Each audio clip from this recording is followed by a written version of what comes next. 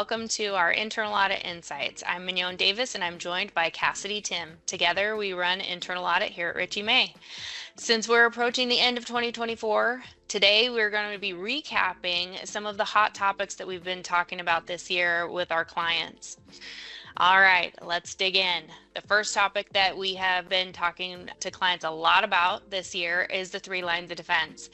And we've talked about this in some of our videos too, and how the difference between the 3 lines of defense, how it's really set up usually in different organizations, and how all 3 lines of defense can work together to enable the company to have an effective risk management system and really help you comply with laws and maintain strong internal controls.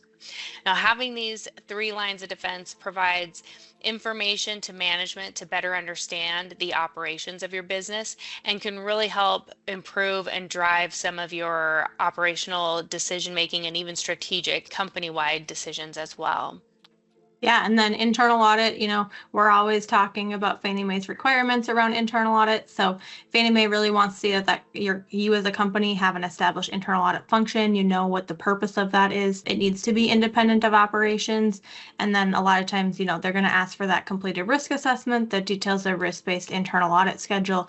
And really they want to see that you have that established and then that you're following that.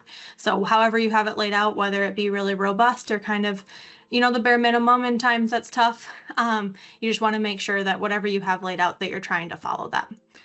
And then Fannie Mae also has some resources out there that, we're constantly trying to share with clients and make sure that they're aware of. So of course they have the selling and servicing guide. Then they also have Beyond the Guide, which really digs into QC requirements. They have a lot of different self-assessments out there. So definitely something to be aware of and kind of monitor a little bit here and there, because a lot of times we do see more findings coming from what's detailed within those self-assessments. And then they also have a master servicer job aid. So on the servicing side, they do have some things out there as well. And speaking of quality control, since that is such a big topic with Fannie Mae and such a huge focus of Fannie Mae's, we have really talked a lot with clients about that this year and how important it is for clients to meet the requirements surrounding pre-funding and post-closing QC. And Fannie Mae did about a year ago change some of the requirements on the pre-funding sampling. So that's been something we've really focused on this year with clients, is making sure that we were testing that to make sure that that change took place and everything in the new process is working as intended. Something else that we had talked about with clients a lot was the change that Fannie Mae had with the management reporting timelines. That also went from 120 down to 90 days. And so a lot of changes there, and testing that to make sure, again, that that new process that was implemented by clients is working as intended and everything is effective there. Another thing that we have talked a lot about with regard to QC is the re-verification documentation and making sure that clients know that they need to track their attempts at re-verification and have documentation for that, because Fannie Mae is definitely looking at that when they come and do a MORA. They're going to look at your re-verification process. They want to see a log of attempts.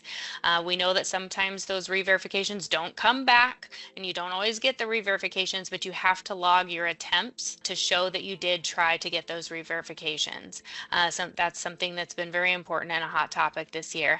Another thing was really working with clients to make sure that they implemented the collateral risk assessment form 1033 and into their QC, their post-closing QC process, and making sure that we were testing that to give them comfort around that new process as well.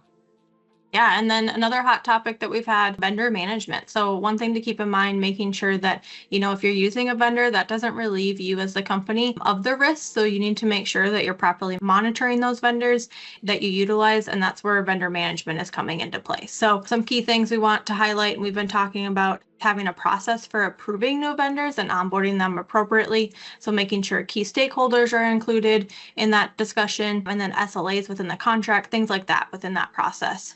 And then a process for monitoring your existing vendors is also important to have. So evaluating the risk rankings and adjusting them accordingly. Typically, we do see clients do that annually, but kind of having that cadence set and adhering to that. And then a lot of times scorecards are utilized for that. And that's one thing Fannie Mae does want to see. And then lastly, a process for terminating vendors. So making sure you outline kind of how that will flow. So that way, everyone's on the same page and you have a process outlined for that. Yeah. Another topic that we always talk about is TRID and some of the issues that we see there, such as underestimating third-party fees, overestimating third-party fees. In both of these scenarios, you're not meeting that good faith standard on disclosing fees. So both of those can be a problem.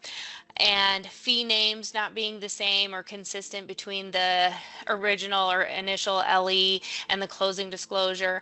Also miscategorizing when fees are paid inside of closing versus outside of closing. We see a lot of issues there, and definitely always a discussion with clients. And then going back to servicing QC again, quality control is always a focus again of Fannie Mae's, whether it's on the origination side or the servicing side. So making sure that your servicing has some type of QC process, whether you service in-house or with a subservicer. Make sure you're reviewing all aspects of your servicing operations, including any subservice mortgages. And this testing really should help you ensure that your subservicer or that your in-house servicing department is appropriately handling all of the various servicing responsibilities.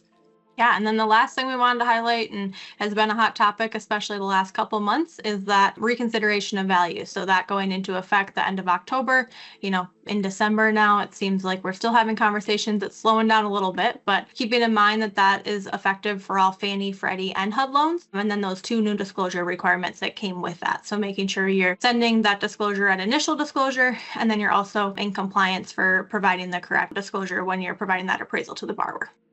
All right. Well, thank you for your time today. We really hope that you found this information beneficial. And as always, if you feel the need to reach out and talk to one of us about any of these topics, we would love to hear from you. We would love to help you. And next time, we'll dive into another one of our internal audit hot topics. So stay tuned for that, and we will see you next time.